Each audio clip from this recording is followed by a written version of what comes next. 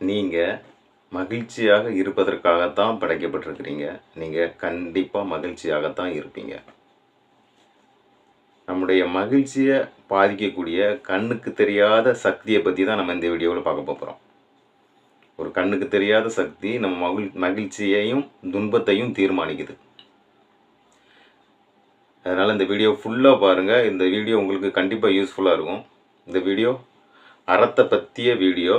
திருக்குறளில் அறத்தை எப்படி சொல்கிறார் அப்படிங்கிற வீடியோ. ஆனால் இது உங்கள் சந்தோஷத்தையும் என் சந்தோஷத்தையும் கண்ணுக்கு தெரியாமல் பாதிக்கக்கூடிய ஒரு சக்தியை பற்றி பேசக்கூடிய இந்த வீடியோ.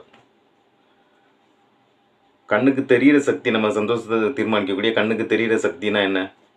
கண்ணுக்கு தெரிகிற மாதிரியே உள்ள காரியங்களை பாருங்கள். நம்ம சந்தோஷத்தையும் இன்பத்தையும் துன்பத்தையும் தீர்மானிக்கக்கூடிய சக்தி.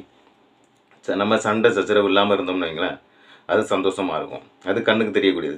சண்டை சச்சரவு இல்லைன்னா நம்ம சந்தோஷமாக இருப்போம். நமக்கு போதுமான அளவுக்கு பணம் இருந்துச்சுன்னா நம்ம சந்தோஷமாக இருப்போம். இது கண்ணுக்கு தெரியக்கூடிய சக்தி. நமக்கு நல்ல போதுமான அளவுக்கு பணம் இருந்துச்சுன்னா நம்ம சந்தோஷமாக இருப்போம். நல்ல கணவன் நல்ல மனைவி இருந்துச்சுன்னா நம்ம சந்தோஷமாக இருப்போம். இது நேரடியாக நமக்கு தெரியும். நல்லா இருக்குது, நம்ம சந்தோஷமாக இருப்போம் அப்படின்ட்டு நமக்கு தெரியும். நமக்கு தேவையான இடங்கள், தோட்டங்கள், நம்ம என்ன மனசில் விரும்புகிறோமோ அதெல்லாம் நமக்கு இருந்துச்சுன்னா நம்ம சந்தோஷமாக இருப்போம். இதெல்லாம் நம்ம கண்ணுக்கு தெரியக்கூடிய சக்திகள் நம்முடைய சந்தோஷத்தையும் தருது, நமக்கு துன்பத்தையும் தரும். நமக்கு ஒருவேளை நல்ல மனைவி அமையிட்டா, நல்ல இடம் ஒன்றும் இல்லைட்டா, இல்லைன்னா நம்ம ரொம்ப விரும்பக்கூடிய காரியம் ஏதாவது நமக்கு கிடைக்கலன்னா நம்ம துன்பமாக இருப்போம். நம்ம பிள்ளைங்க சரியாக இல்லைன்னா நம்ம துன்பமாக இருப்போம். இந்த மாதிரி நம்ம துன்பத்தை பாதிக்கக்கூடிய காரியங்கள் நேரடியாக தெரியும். ஆனால் கண்ணுக்கு தெரியாத ஒரு சக்தி நம்ம இன்பத்தை தீர்மானிக்கிறது, நம்ம துன்பத்தை தீர்மானிக்கிறது. இது உண்மை. இதை பற்றி தான் திருக்குறளில் அறத்துப்பால்ங்கிற அதிகாரம் தனியாக இதை பற்றி சொல்கிறதுக்காக தான் இருக்குது. அறத்துப்பால் அப்படிங்கிற அந்த அதிகாரம் மற்றவர்களுடைய மகிழ்ச்சியை நம்ம பிறருக்கு கொடுக்கணும், பிறரை சந்தோஷப்படுத்தணும், பிறருக்கு கோபப்படக்கூடாது, பிறர்கிட்ட கோபப்படக்கூடாது, பொறாமப்படக்கூடாது, பிறர் நல்லா இருக்கணும், கஷ்டப்பட்டுட்டு இருக்கும்போது அவங்களுக்கு உதவணும், சங்கடப்பட்டுட்டு இருந்தாங்கன்னா அவங்கள உதவி அவங்கள மகிழ்ச்சியாக்கணும் அப்படின்னு சொல்கிறது அவங்களுடைய சந்தோஷத்துக்காண்டி இல்லை. நம்ம யாருக்கு உதவுகிறோமோ இல்லை யாருக்காக நம்ம எதையெல்லாம் செய்கிறோமோ அவங்களுக்குரிய சந்தோஷத்துக்குரியது இல்லை, நம்முடைய சந்தோஷத்தை பாதிக்கக்கூடிய சக்தி அதில் இருக்குது அப்படிங்கிறது தான் அந்த அறத்துப்பால்லாம் சொல்லுது. அதை பற்றி தான் நம்ம பார்க்க போகிறோம். கவனமாக பாருங்கள். கண்டிப்பாக அந்த சக்தியை நீங்கள் புரிஞ்சுக்கிடுவீங்க. உங்கள் வாழ்க்கையில் அந்த சக்தி சந்தோஷத்தை கொடுக்கும். திருக்குறள்லேருந்து நம்ம அதை ஃபுல்லாக நம்ம பார்க்க போகிறோம். இப்போ ஒரு ஆடு நம்ம வளர்க்கணும்னு வச்சுக்கோங்க. ஆட்டை கவனமாக பார்க்கணும். இல்லைன்னா ஒரு தொழில் செய்கிறோன்னு பார்த்துக்கோங்க. ஒரு தொழில், ஏதோ ஒரு தொழில் நம்ம செஞ்சு நம்ம பணம் சம்பாதிக்கணும் அப்படின்னு நினைக்கணும். ஒரு தொழில் செய்கிறோம். அப்போது அந்த தொழிலை ரொம்ப கவனமாக பார்ப்போம். கவனமாக பார்த்தா தான் அது நமக்கு பலன் தரும். அதுக்கு நம்ம போதுமான அளவுக்கு எவ்வளோ நேரத்தை கொடுக்கணுமோ அந்த நேரத்தை தொடர்ந்து நிலையாக கொடுத்துக்கிட்டே இருக்கணும். அப்படி கொடுத்துக்கிட்டே இருந்தால் தான் அந்த ஆடோ இல்லைன்னா அந்த தொழிலோ நமக்கு நல்ல பலனை தரும். இப்போ ஆடை வளர்க்கணும்னா ஆடு மேலே கொஞ்சம் கரிசனையாக இருக்கணும். அது வெளியே மேய்ஞ்சிட்டு வரும்போது அது இறை நல்லா எடுத்துருக்கா அப்படின்னு சொல்லி பார்க்கணும். அப்படி இறை எடுக்கலன்னா அதுக்கு நம்ம என்ன இறை கொடுக்கணும்னு பார்க்கணும். ஒருவேளை அதுக்கு உடம்பு சரியில்லாமல் இருந்துச்சுன்னா, அது சின்ன சாப்பாடு செமிக்காமல் இருந்துச்சுன்னா அதை நம்ம கவனமாக பார்க்கணும். அது குட்டி போடுற நேரத்தில் கவனமாக அதை வீட்டில் அடைச்சி மற்ற ஆடுகள் நம்ம மேய்ச்சலுக்கு அனுப்புனாலும் இந்த ஆடை வீட்டில் வச்சு பத்திரமா கவனித்து பார்க்கணும். அப்படி கவனித்து பார்த்தா தான் அது நமக்கு பலனை தரும். இப்போ நம்ம கவனித்து அதை மேலே அன்பாக இருக்கிறோமே அந்த ஆடு மேலே, அது எல்லாம் அந்த ஆடுக்கு நல்லா இருக்கணுங்கிறதுக்காக நம்ம அன்பாக இருக்கோம். இல்லை ஒரு தொழிலை நம்ம கவனமாக அன்பாக பார்த்து ரொம்ப இன்ட்ரெஸ்டோடு செய்கிறோம், ரொம்ப கவனமாக பார்த்து செய்கிறோம். அது அந்த தொழில் நல்லா இருக்கணும் அப்படிங்கிறதுக்காக, தொழிலுடைய சந்தோஷத்துக்காண்டியா இல்லை, நம்ம சந்தோஷத்துக்காண்டி நம்ம அவைகளை அன்பாக கரிசனையாக கவனமாக பார்க்குறோம், ஆட்டையோ தொழிலையோ. அப்படி பார்த்தா தான் அது நமக்கு இன்பமாக இருக்கும் அப்படிங்கிறது தான் அதோடைய காரியம். அதே மாதிரி தான் அறம் அப்படிங்கிறது மற்றவங்க சந்தோஷமாக இருக்கணும் அப்படிங்கிறதுக்காக செய்கிறதுக்காக இல்லை, நம்முடைய சந்தோஷத்தை பாதிக்கக்கூடிய ஒரு சக்தி அந்த அறத்தில் இருக்குது அப்படிங்கிறது தான் உண்மை. நீங்கள் மற்றவங்கள சந்தோஷமாக்குறதுனால நீங்கள் சந்தோஷமாகுறீங்க. உங்களால் மற்றவங்க துன்பப்படும் போது அந்த துன்பம் உங்களை பாதித்து உங்களுக்கு துன்பம் வருது. அந்த சக்தி, கண்ணுக்கு தெரியாத சக்தி உங்களுக்கு துன்பத்தை தருகிறது. அதாவது அப்படி தான் பிணைக்கப்பட்டிருக்குது. நீங்கள் நல்லது பிறருக்கு செஞ்சு பிறர் சந்தோஷமாக இருந்தால் அது உங்களுக்கும் சந்தோஷத்தை தரும். நீங்கள் கெட்டது செஞ்சு பிறர் துன்பப்பட்டாங்கன்னா, பிறர் உங்களால் வருத்தப்பட்டுக்கிட்டே இருந்தாங்கன்னா அது உங்களுக்கு வருத்தத்தை தரும். திருக்குறளில் அறத்துப்பால் அப்படின்னு ஒன்று இருக்குது, பொருள்பால் அப்படின்னு ஒன்று இருக்குது, இன்பத்துப்பால் அப்படின்னு ஒன்று இருக்குது. இன்பத்துப்பாலில் காமத்துப்பால் அப்படின்னு ஒன்று இருக்குது. அறத்துப்பால் அப்படின்னா எல்லாரும் என்ன சொல்லுவோம்னா, பிறருக்கு உதவி செய்யணும், பிறரை மகிழ்ச்சியாக்கணும், பிறரை சந்தோஷப்படுத்தணும் அப்படின்னு சொல்றாங்க. அதுதான் அதில் பற்றி சொல்லியிருக்கிறது அப்படின்னு சொல்கிறாங்க. பொருள்பால் அப்படிங்கிறதுல நம்ம எப்படி நல்லா இருக்கணும், நம்ம நல்லா இருக்கணும்னா என்னெல்லாம் செய்யணும், நம்ம சந்தோஷமாக இருக்கணும்னா என்னெல்லாம் செய்யணும், நம்ம துன்பப்படக்கூடாதுன்னா என்னெல்லாம் செய்யணும், நம்ம ஒரு சிறந்த ஒரு நல்ல மேன்மையான வாழ்க்கை வாழணும்னா என்னெல்லாம் செய்யணும், ஒரு நல்ல ஸ்ட்ராங்கான ஒரு நல்ல மனுஷனாக இருக்குன்னா என்னெல்லாம் செய்யணும் அப்படிங்கிறத பற்றி பொருள்பாலில் சொல்லியிருக்கு. இன்பத்துப்பாலில், காமத்துப்பாலில் நமக்கும் மனைவிக்குமான இன்பத்தை பற்றி சொல்லியிருக்குது. அறத்துப்பாலில் பிறரை மகிழ்ச்சிப்படுத்துவதற்காக சொல்லப்பட்டிருக்கதாக சொல்கிறாங்க. அப்படி கிடையாது. அறத்துப்பாலும் நாம் மகிழ்ச்சியாக இருப்பதற்கு கண்ணுக்கு தெரியாத ஒரு சக்தியை பற்றி சொல்லியிருக்கு. அறத்துப்பால் ஃபுல்லாமே பிறர் சந்தோஷமாக இருப்பதற்காக சொல்லப்படலை, நாம் சந்தோஷமாக இருப்பதற்கு கண்ணுக்கு தெரியாத அந்த சக்தி எந்த வகையில் இருக்குது, அது நம்ம துன்பத்தையும் சந்தோஷத்தையும் எப்படி பாதிக்குது அந்த கண்ணுக்கு தெரியாத சக்தி அப்படிங்கிறத தான் ஃபுல்லாமே சொல்லுது. அப்படி ஒரு வேளை அறத்துப்பால்னாலே பிறருக்கு உதவி செய்கிறத பற்றி தான் சொல்லுது, பிறர் சந்தோஷமாக இருக்கிறத பற்றி தான் சொல்லுது, பிறர் தேவையில் இருக்கவங்களை எப்படி நீ சந்தோஷப்படுத்தணும், பிறரை எப்படி நீ துன்பப்படுத்தக்கூடாது, நீ கண்டிப்பாக ஒருத்தரை உங்கள் அப்பா அம்மா இருக்காங்கன்னா நீ அவங்கள கண்டிப்பாக சந்தோஷப்படுத்தி தான் ஆகணும், அவங்களுக்கு செய்ய வேண்டிய கடமையை செஞ்சு அவங்கள ஒரு சந்தோஷமான மனநிலையில் வச்சு தான் ஆகணும் அப்படின்னு சொல்லி பிறருக்கானது தான் சொல்லுது அப்படின்ட்டு சொல்ல முடியாது. ஏன்னா அறத்துப்பாலில் முதல் 4 அதிகாரங்கள் எதை பற்றி அப்படின்னா, கடவுள் வாழ்த்து அப்படிங்கிறதுல பிறர் எங்கே மகிழ்ச்சி ஆகுறாங்க? கடவுள் வாழ்த்துல பிறர் பற்றியே இல்லையே. கடவுள் வாழ்த்துல கடவுளை பற்றி இருக்கு, கண்ணுக்கு தெரியாத அந்த சக்தியை பற்றி தான் இருக்குது. கடவுள் வாழ்த்து அப்படிங்கிற அந்த முதல் அதிகாரத்தில் பிறருக்கு உதவி செய்கிறது பற்றி இல்லை. நீ பிறருக்கு உதவி செய்யணும், பிறரை மகிழ்ச்சி ஆக்கணும், பிறர் துன்புறுத்திடக்கூடாது, கடுமையான சொல் பேசிடக்கூடாது அப்படிங்கிற அந்த வார்த்தைகள் இல்லாமல் அதற்கு பதிலாக அறத்துப்பாலில் முழுவதுமே நமக்கு கண்ணுக்கு தெரியாத அந்த சக்தியை பற்றி தான் சொல்லியிருக்கு. நம் மகிழ்ச்சியை பாதிக்கக்கூடிய கண்ணுக்கு தெரியாத சக்தி இறையை பற்றி தான் சொல்லியிருக்குது. அந்த இறை உன் மகிழ்ச்சியை பாதிக்குது, உன் துன்பத்தை உன் சந்தோஷத்தை தீர்மானிக்குது அப்படின்னு சொல்லி அதை தான் அறத்துப்பாலில் அந்த முதல் அதிகாரத்தில் சொல்லுது, திருக்குறளில் முதல் அதிகாரத்தில். சரி, 2வது அதிகாரம் இதை பற்றி சொல்லுது. 2வது அதிகாரம் பிறருக்கு கொடுக்கறத பற்றியே சொல்லுது. வான் சிறப்பு அப்படிங்கிறது அதிகாரம் தான் 2வது அதிகாரம். 2வது அதிகாரம் பிறருக்கு கொடுக்கறத பற்றி தான் சொல்லுதா அப்படின்னு நீங்கள் பார்த்தீங்கன்னா, பிறருக்கு கொடுக்கறத பற்றி அந்த அதிகாரத்திலே இல்லை. வான் சிறப்பு அப்படிங்கிற அந்த அதிகாரத்தில் எதை பற்றி இருக்குன்னா, வானம் நம் மகிழ்ச்சியை தீர்மானிக்கிறது, கண்ணுக்கு தெரியாத ஒரு சக்தி. வானம் நம் மகிழ்ச்சியை தீர்மானிக்கிறது. அது மழை நல்லா பெஞ்சிச்சுன்னா அது நமக்கு மகிழ்ச்சியை தரும், அது மழை கம்மியாக பெஞ்சிச்சுன்னா, மழையே இல்லைன்னா அது நமக்கு எல்லாத்தையும் பாதிக்க தான் செய்யும், நம்ம சந்தோஷத்தை பாதிக்க தான் செய்யும் அப்படின்னு சொல்லி சொல்லுது. அதாவது அதுலேயும் நம்ம பிறருக்கு உதவி செய்கிறத பற்றியும் பிறர் மகிழ்ச்சியாகப்படுவதை பற்றியும் சொல்லு. அறத்துப்பால் அப்படின்னாலே நம்முடைய மகிழ்ச்சியை பாதிக்கிற கண்ணுக்கு தெரியாத சக்தியை பற்றி தான் சொல்லுது. 3வது அதிகாரம் நீத்தார் பெருமை அப்படின்ட்டு இருக்கு. அதுவும் கண்ணுக்கு தெரியாத ஒரு சக்தி, அதாவது உலகத்தில் எல்லாத்தையும் திறந்து இருக்கிறவங்கள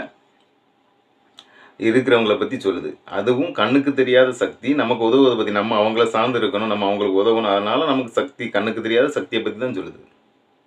4வது அதிகாரம் அரண் வலியுறுத்தல் அப்படிங்கிற அந்த அதிகாரம்.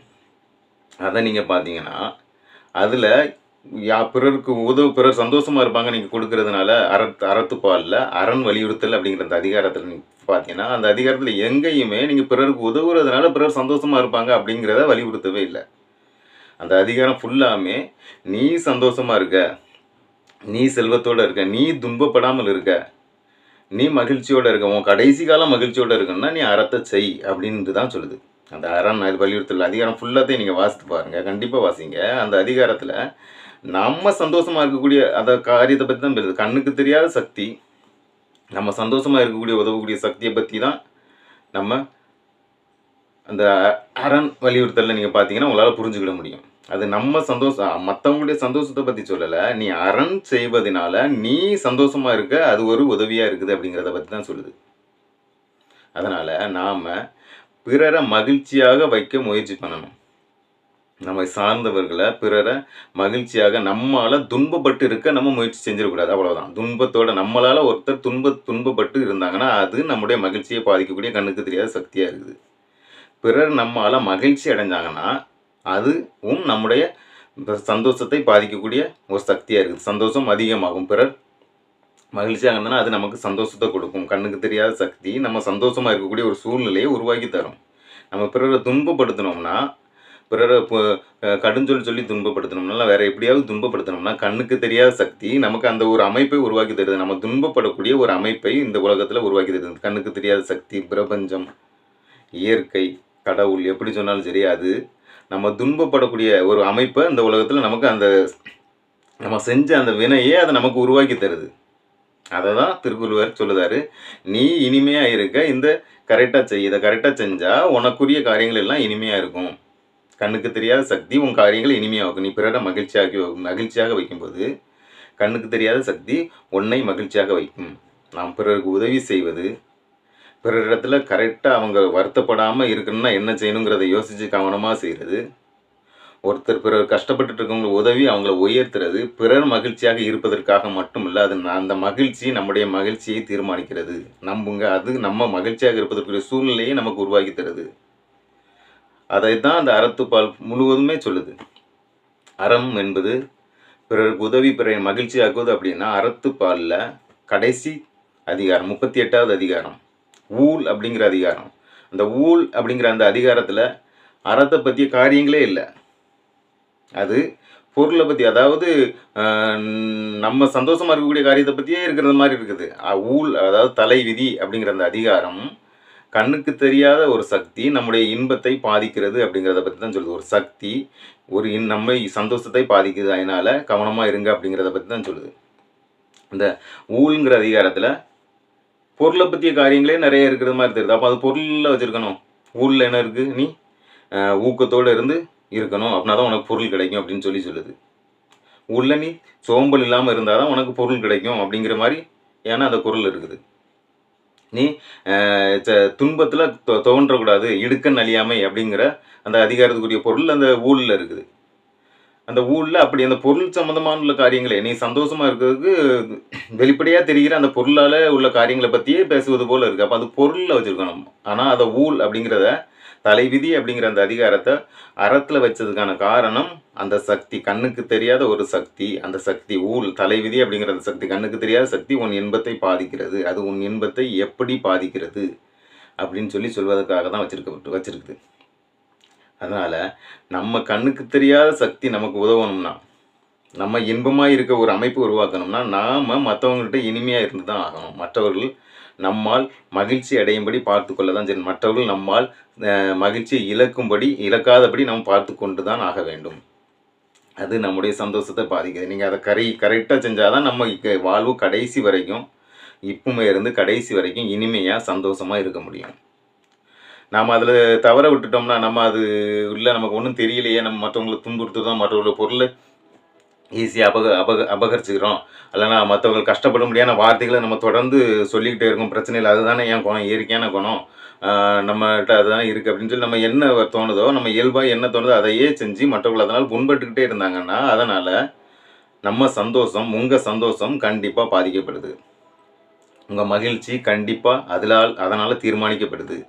நம்ம இயல்பாக தோன்ற காரியங்களை எல்லாம் ஒழுங்குபடுத்தி அது மற்றவர்களை மகிழ்ச்சி அடையும்படியே பார்த்துக்கொள்ளணும். முதல்ல மற்றவங்களுக்கு அவசியமாக நல்ல உதவி தேவைப்படுறவங்களுக்கு நம்ம கண்டிப்பாக உதவி செய்யணும். அந்த உதவி செய்கிறது அவங்க சந்தோஷமாக இருந்து அந்த சக்தி நம்ம சந்தோஷமாக இருக்கிறதுக்கு உதவிக்கூடிய ஒரு சக்தியாக இருக்குது. அது இந்த பிரபஞ்சத்துடைய சக்தியாக இருக்குது. அது ஒரு இயற்கையுடைய சக்தியாக இருக்குது. அதை தான் திருவள்ளுவர் முதல் அதிகாரத்தில் வச்சுருக்காரு. அரண் வலியுறுத்தலையே கடவுள் வாழ்த்து தான் வச்சுருக்காரு. கடவுளை பற்றி தான் சொல்லுவார், இறையை பற்றி தான் சொல்லுவார். கண்ணுக்கு தெரியாத சக்தி உன் சந்தோஷத்தை, உன் மகிழ்ச்சியை தீர்மானிக்கக்கூடிய கண்ணுக்கு தெரியாத ஒரு சக்தியை பற்றி தான் பேசுகிறார். அதனால் நீங்கள் பிறருக்கு உதவுவது, பிறரை மகிழ்ச்சியாக வைப்பது, பிறர் துன்பப்படுத்துகிற வார்த்தைகள் அதிகமாக பேசக்கூடாது. பிறரை மகிழ்ச்சியாகக்கூடிய வார்த்தைகள் நம்ம வாயிலிருந்து வரணும். பிறரை துன்பப்படுத்தக்கூடிய செயல்களை நம்ம செய்யக்கூடாது. நிறையா பிறரை மகிழ்ச்சிப்படுத்தக்கூடிய செயல்களை நம்ம செய்யணும். அதுதான் நம்ம மகிழ்ச்சியாக இருப்பதற்குரிய சூழ்நிலையை நமக்கு உருவாக்கி தரும். நம்ம தொடர்ந்து பிறர் துன்பப்படுத்தக்கூடிய காரியங்களை செஞ்சுட்டே இருந்தோம்னா நமக்கு தான் அது துன்பம் மாறும். நமக்கு தான் அது நம்முடைய மகிழ்ச்சியை தான் பாதிக்கும். நம்ம அப்பா அம்மா இருக்காங்க, நம்ம அவங்களுக்கு உதவி செய்யலை, அவங்க அவசியமாக நம்ம தான் உதவி செய்ய முடியும் அப்படிங்கிற ஒரு சூழ்நிலை இருக்குது. வேறு யாரும் அவங்களுக்கு உதவி செய்ய முடியாது. ஆனால் நம்ம அப்பா அம்மா அவங்களுக்கு உதவி செய்யாமல் இருந்தோம்னா அது இப்போ அவங்க வருத்தப்படுவாங்க. அந்த வருத்தம் உங்களுக்கு வருத்தமான சூழ்நிலையை உருவாக்கி தரும். கண்டிப்பாக அது பின்னாளில் உருவாக்கி தரலாம். அவங்களுக்கு அதே மாதிரி நீங்கள் இப்போ உங்கள் அப்பாவை எப்படி ட்ரீட் பண்ணுறீங்களோ அதே மாதிரி நீங்களும் ட்ரீட் பண்ணப்படுவீங்க. அதே மாதிரியே உங்களுக்கும் செய்யப்படும். அப்படி வரலாம். இப்பவும் இப்பவும் இப்பவும் அது இப்போதும் அது உங்க இன்பத்த பாதிக்க தான் செய்யும். அந்த சூழ்நிலை இப்போதும் உங்க இன்பத்த அது பாதிக்க தான் செய்யும். அதனால உறுதியா, ஸ்ட்ராங்கா நின்னு, எத நம்ம சார்ந்தவங்கள நம்மளால கண்டிப்பா நம்ம சார்ந்தவங்களுக்கு என்னலாம் செய்யணுமோ, அத கண்டிப்பா செய்ய வேண்டியத கண்டிப்பா செஞ்சிரணும். அது உங்க சந்தோஷத்த தான் பாதிக்கும். நீங்க அத இப்போதைக்கு அது உங்களுக்கு ஒண்ணும் வெளிப்படையா தெரியாம இருக்கலாம். ஆனா அது உங்க சந்தோஷத்த தான் பாதிக்கும். எல்லாமே அப்படிதான். நீங்க அவசியமா இப்போ ஒரு ஆள் ரொம்ப நம்ம சொந்தக்காரங்க ரொம்ப கஷ்டப்பட்டுட்டு இருக்காங்க. சொந்தக்காரங்க, அண்ணன், தம்பி யாரோ ரொம்ப கஷ்டப்பட்டுட்டு இருக்காங்க. அவங்ககிட்ட உதவுத அளவுக்கு உங்ககிட்ட ஏதோ இருக்குது அப்படின்னா, நீங்க அத செய்யணும். செஞ்சு தான் ஆகணும். அது உங்க மேல உழுத காரியம். நீங்க அத செய்யாட்டா, அது உங்க சந்தோஷத்த பாதிக்கும். அவங்க வருத்தப்படுவாங்க. ஐயோ! அவன்ட்ட இவ்வளவு இருக்கு. அவன் எனக்கு உதவ முடியும். ஒருவேள அதுல ஒரு நேர்மையான காரியம் இல்லன்னா, அப்போ உதவக்கூடிய அளவுக்கு உங்ககிட்ட செல்வமோ, பொருளோ எதுவோ இல்லன்னா, அது உங்கள பாதிக்காது. ஆனா, உங்ககிட்ட உதவக்கூடிய அளவுக்கு ஒரு காரியம் இருக்கும்போது, அந்த மனநிலை கண்டிப்பா உங்கள பாதிக்கும். உங்க சந்தோஷத்த அது தீர்மானிக்கும். உங்க துன்பத்த அது தீர்மானிக்கும். ஒருத்தருக்கு உங்களால உதவ முடியும். அதுவும் உங்க சார்ந்தவங்களுக்கு, உங்கள ரத்தம் சம்பந்தமானவங்களுக்கு அல்லன்னா, உங்க சொந்தக்காரங்களுக்கு, அவங்களுக்கு உங்களால கண்டிப்பா உதவ முடியும்னு ஒரு காரியம் இருந்து, அவங்கள உயர்த்த முடியும், அவங்கள சந்தோஷமா வச்சிருக்க முடியும்ங்கிற ஒரு காரியம் இருந்துச்சுன்னா, அத நீங்க கண்டிப்பா செஞ்சு தான் ஆகணும். அப்படி செய்யாட்டா, அவங்களுடைய வருத்தம் உங்கள பாதிக்கும். அந்த சக்தி, கண்ணுக்கு தெரியாத சக்தி, இந்த பிரபஞ்சம் உங்களுக்கு அந்த துன்பத்துக்குரிய ஒரு சூழ்நிலையே தரும். நீங்க அத இப்போதும் அனுபவிக்கலாம், பின்னாலயும் அனுபவிக்கலாம். அத நீங்க கண்டிப்பா அனுபவிப்பீங்க. அதே நேரம் அவங்கள தூக்கி உயர்த்தி அவங்களுக்கு உதவி செஞ்சு, அவங்க எப்பவும் மகிழ்ச்சியா இருக்கும்படி நீங்க அவங்கள வச்சுக்கிட்டீங்கன்னா, இல்ல அந்த உதவிய அவங்களுக்கு செஞ்சுட்டீங்கன்னா, அந்த மகிழ்ச்சியும், அந்த கண்ணுக்கு தெரியாத சக்தியும் உங்கள பாதிக்கும். அது உங்களுக்கு இன்பமான ஒரு சூழ்நிலை அமைப்ப உருவாக்கி தரும். அதனால நீங்க கண்டிப்பா பிறருக்கு மகிழ்ச்சியாக்குவதில கவனமா இருக்கணும். அது பிறரை மகிழ்ச்சியாக்குவதற்கு இல்ல. நாம சந்தோஷமா இருப்பதற்கு. நாம இந்த உலகத்தில எந்த அளவுல சந்தோஷமா இருக்கணுமோ, அந்த அளவுல சந்தோஷமா இருப்பதற்கு. இனியவை குரல் அப்படிங்கிற அந்த அதிகாரத்தில 91வது குறள். அந்த குறள் இன்சொல்லால் ஈரமலையி படிர் இலவாம் செம்பொருள் கண்டார்வாய் சொல் அப்படின்ட்டு சொல்லி அந்த திருக்குறள் சொல்லுது. அதாவது இந்த உலகத்துல எப்படி வாழணும் அப்படின்னு சொல்லி சரியா அறிஞ்சவங்க. இந்த உலகத்துல எப்படி தான் வாழணும் அப்படின்னு சொல்லி ஆராய்ச்சி பண்ணி, சரியா முயற்சி பண்ணி, இந்த உலகத்துல இப்படி வாழ்ந்தா தான் சரியா இருக்கும். இப்படி வாழ்ந்தா தான் நம்ம இன்பமா, சந்தோஷமா, கரெக்ட்டா வாழ முடியும் அப்படின்னு சொல்லி அறிஞ்சவங்க என்ன சொல்லுதாங்கன்னா, நம்முடைய வார்த்தைகள் பிறரை மகிழ்ச்சியாக்கும்படியான இனிமையான வார்த்தைகளாகவே இருக்கும்படி பார்த்துக்கணுமாம். அதுதான் நம்ம மகிழ்ச்சியாக்கும் மகிழ்ச்சியாக்கும் அப்படிங்கிறாங்க. நம்முடைய வார்த்தைகள் பிறரை மகிழ்ச்சியாக்கக்கூடிய இனிமையான வார்த்தைகளாகவே இருக்கணும். பிறரை துன்புறுத்தக்கூடிய வார்த்தைகளா இருந்துச்சுன்னா, அது நம்மள பாதிக்கும். அது இந்த உலகத்தில நம்ம சரியா வாழக்கூடிய வாழ்க்கையா இருக்காது. நம்முடைய இன்பத்த அது பாதிக்கும். அந்த சொல்லே நமக்கு துன்பத்த தரக்கூடிய சொல்லையே அந்த கண்ணுக்கு தெரியாத சக்தி நமக்கு உருவாக்கி தரும். பிறரை நம்முடைய வார்த்தைகள் இனிமையாக்கும்படி பேசணும். படிர் இல்லாத பிறர் வஞ்சனை இல்லாம பிறரை சந்தோஷப்படுத்தக்கூடிய இனிமையான வார்த்தைகள் அடிக்கடி வருமா யார்கிட்ட இருந்துன்னா அந்த உலகத்தில் எப்படி வாழணும், இப்படி தான் வாழணும், இப்படி வாழ்ந்தால் தான் சந்தோஷமாக சரியாக வாழ முடியும் அப்படின்னு சொல்லி தெரிஞ்சவருடைய வாயிலிருந்து வரக்கூடிய சொற்கள் அப்படி இருக்குமா. அப்படி அந்த திருக்குறள் சொல்லுது. திருக்குறள் அரண் வலியுறுத்தல் எல்லாத்தையுமே பாருங்க, எல்லாமே பிறரை மகிழ்ச்சியாக்குவதை பற்றியே சொல்லுறது மாதிரி இருக்காது. நம்முடைய மகிழ்ச்சி எப்படி பிறர் மகிழ்ச்சியால் பாதிக்கப்படுது, பிறர் நம்மளால் துன்பப்பட்டாங்கன்னா அந்த துன்பம் நம்மளை எப்படி பாதிக்கும், பிறர் நம்மளால மகிழ்ச்சி அடைஞ்சாங்கன்னா அந்த மகிழ்ச்சி நம்மளை எப்படி பாதிக்கும் அப்படிங்கிறத பற்றி தான் சொல்லியிருக்கோம். அந்த விருந்தோம்பல் அப்படிங்கிற அந்த அதிகாரத்தை பார்த்தீங்கன்னா, ஒருவேளை அந்த காலத்தில் நடந்த செய்தியை, அந்த காலத்தில் நடந்த ஒரு காரியத்தை போல சொல்லுதாங்க. வெளியே இருந்து ஒரு யாரோ வருவாங்க, ரொம்ப தூரமாக இருந்து ஒரு வழிபோக்கன் மாதிரி யாரோ வருவாங்க. அவங்க வர்றவங்களுக்கு வெளியே ரொம்ப தூரம் ஊர்லேருந்து வருவாங்க. அவங்களுக்கு யாருமே இருக்க மாட்டாங்க, உதவுறதுக்கும் யாரும் இருக்க மாட்டாங்க. ஏதோ ஒரு காரியமாக அவங்க வந்திருப்பாங்க. யாரையோ பார்க்கறதுக்கோ எதுக்கோ இல்லைனா பொருளீட்டவோ எதுக்கோ வந்திருப்பாங்க. வழிபோக்கராக ரொம்ப தூரத்துலேருந்து வந்திருப்பாங்க. வந்து ஒரு ஊரில் இருப்பாங்க. அவங்களுக்கு சாப்பாடு கொடுக்க வேண்டிய அவசியம் யாரும் இல்லை. அவங்க வழிபோக்கன், அவங்க சொந்தக்காரங்களும் கிடையாது, யாரும் கிடையாது. ஆனால் அவனுடைய நிலைமை என்னென்னா, அவன்கிட்ட எதுவுமே இருக்காது. அவனுக்கு சாப்பாடு யாராச்சும் கொடுத்து தான் ஆகணும். அவனுக்கு தங்குத இடம் யாராச்சும் கொடுத்து தான் ஆகணும். இல்லைனா மழையிலையோ வெயிலையோ பனியிலையோ அவங்க படுத்திருக்க முடியும். அவங்களுக்கு உதவி செய்கிறதோட அந்த மகிழ்ச்சியை பற்றி அந்த விருந்தோம்பலில் சொல்லியிருக்கு. அப்படி உதவி செய்கிறதுனால நாம தான் சந்தோஷமாக இருக்க முடியும். அவங்களுக்கு உதவி செய்கிறதுனால அவங்க சந்தோஷமாக, ஏன்னா அவங்களுக்கு உதவி யாருமே இல்லை. நாம் உதவி செய்யும்போது அவங்க சந்தோஷமாக மகிழ்ச்சியாக இருப்பாங்க. அந்த மகிழ்ச்சி நம்முடைய சந்தோஷத்தையும் பாதிக்கும். ஒரு தேவையில் இருக்கிறவங்க, ஒரு அவசியமான தேவையில் இருக்கிறவங்க கண்டிப்பாக அந்த உதவி செஞ்சால் நான் ரொம்ப நல்லா இருந்துருவேன், நான் சந்தோஷமாக இருந்துருவேன், நான் உயர்ந்துருவேன் அப்படின்னு தேவையில் இருக்கிறவங்களுக்கு உங்களால் உதவி செய்ய முடியுமானா, உதவி செஞ்சு அவங்கள உயர்த்த முடியுமானா, அந்த உதவியை சந்தோஷமாக செய்யுங்க. அது அவங்களுக்காக நீங்கள் செய்யலை. கண்ணுக்கு தெரியாத சக்தி உங்களுக்குரிய மகிழ்ச்சியான, சந்தோஷமான சூழ்நிலையை உருவாக்கி தர்றதுக்காக நீங்கள் செய்கிறீங்க. அவங்க சந்தோஷமாக இருக்கணும்னு நினச்சி நீங்கள் செய்யுங்க. அவங்க சந்தோஷமாக இருக்கட்டும், மகிழ்ச்சியாக இருக்கட்டும். அந்த மகிழ்ச்சி உங்களை மகிழ்ச்சியை பாதிக்குது. நம்புங்க, அந்த மகிழ்ச்சி உங்கள் மகிழ்ச்சியை பாதிக்குது. திருக்குறள் தெளிவாக முதல் அதிகாரத்தையே கடவுள் வாழ்த்து தான் வைக்குது. கண்ணுக்கு தெரியாத சக்தி உங்கள் மகிழ்ச்சியை பாதிக்குது. அதனால் நீங்கள் கவனமாக இருங்கிறத பற்றி தான் தொடக்கத்தில் சொல்லி கடைசி அதிகாரம் ஊழும் அதை பற்றியே தான் சொல்லுது. பிறருக்கு உதவி மகிழ்ச்சியாக்குவதை பற்றி, அது அவங்க மகிழ்ச்சியாக இருப்பதற்கு அப்படின்ற அர்த்தத்தில் சொல்லாமல் நம்முடைய மகிழ்ச்சி அது தீர்மானிக்குது அப்படிங்கிறத தான் சொல்லுது. நம்ம மகிழ்ச்சியாக இருப்பதற்கு விரும்புவோம். நம்ம மகிழ்ச்சியாக இருப்பதற்காகத்தான் படைக்கப்பட்டிருக்கிறோம். நம்ம கண்டிப்பாக மகிழ்ச்சியாக தான் இருப்போம். நீங்கள் மகிழ்ச்சியாக இருப்பதற்காகத்தான் படைக்கப்பட்டிருக்கிறீங்க. நீங்கள் கண்டிப்பாக மகிழ்ச்சியாகத்தான் இருப்பீங்க. நீங்கள் செய்ய வேண்டியது, நான் செய்ய வேண்டியது என்னென்னா, பிறரை மகிழ்ச்சியாக்க என்ன செய்யணுமோ அதை செய்யணும். பிறரை நம் வார்த்தையால் மகிழ்ச்சியாக்கும். பிறரை நம் வார்த்தையால் புண்படுத்துவதை குறைத்து கொண்டு அதை நீக்கிட்டு பிறரை நம்ம வார்த்தையால் மகிழ்ச்சியாக என்ன செய்யணுங்கிறத யோசிப்போம். நம்முடைய வார்த்தை பிறரை உருவாக்குமானால் அதை உருவாக்கட்டும். பிறரை அழிக்குமானால் அந்த வார்த்தையை நம்ம தவிர்த்துடுவோம். நம்முடைய செயல்கள் பிறரை உருவாக்கி அவங்களை உயர்த்தி அவங்கள சந்தோஷமாக வச்சுருக்குமானால் அந்த செயல்களை நம்ம துணிஞ்சு செய்வோம், தொடர்ந்து செய்வோம். நம்முடைய செயல்கள் பிறரை புண்படுத்தி அவங்களை அழித்து ஒன்றுக்கும் ஆகாமாக்கிடுவோம்னா அந்த செயல்களை நம்ம நிப்பாட்டிடுவோம். அதை எதற்காக நிப்பாட்டுதோம்? அவங்க வருத்தப்படுவாங்கன்ட்டு இல்லை, அந்த வருத்தம் நம்மளை பாதிக்கும், நமக்கு நம்முடைய மகிழ்ச்சியான சூழ்நிலையை தீர்மானிக்கும் அப்படிங்கிறதுனால நம்ம அதை செய்வோம். நமக்காக நம்ம பிறருக்கு நல்லதை செய்வோம். மற்றவங்களுக்காக நம்ம செய்யண்டாம், நமக்காக செய்வோம். நம்ம நல்ல வாழ்க்கைக்காக நம்ம செய்ய ஆரம்பிப்போம். இந்த வீடியோவை நீங்கள் ஃபுல்லாக பார்த்துருந்தீங்கன்னா ஒரு ரெட் ஹார்ட்டை கமெண்ட் பண்ணுங்கள். நீங்கள் இந்த வீடியோ ஃபுல்லாக பார்த்துருக்கீங்க எத்தனை பேர் அப்படிங்கிறத நான் தெரிஞ்சுக்குவேன். அது எனக்கு சந்தோஷத்தை கொடுக்கும். நான் இன்னும் ஒரு உற்சாகமாக வீடியோ போடுறதுக்கு எனக்கு உதவியாக இருக்கும். இந்த சேனலில் இதே மாதிரி வீடியோக்கள் தான் ஏறத்தாழ வரும். நம்முடைய சந்தோஷத்தை, மகிழ்ச்சியை தீர்மானிக்கக்கூடிய வீடியோக்கள் தான் வரும். அந்த மாதிரி வீடியோக்கள் உங்களுக்கு பிடிக்கும்னா நீங்கள் கண்டிப்பாக சப்ஸ்கிரைப் பண்ணி அந்த பெல் பட்டனையும் கிளிக் பண்ணி வச்சுக்கோங்க. நன்றி. நீங்கள் நிச்சயமாக சந்தோஷமாக தான் இருப்பீங்க. நீங்கள் சந்தோஷமாக இருப்பதற்காகத்தான் படைக்கப்பட்டிருக்கிறீங்க.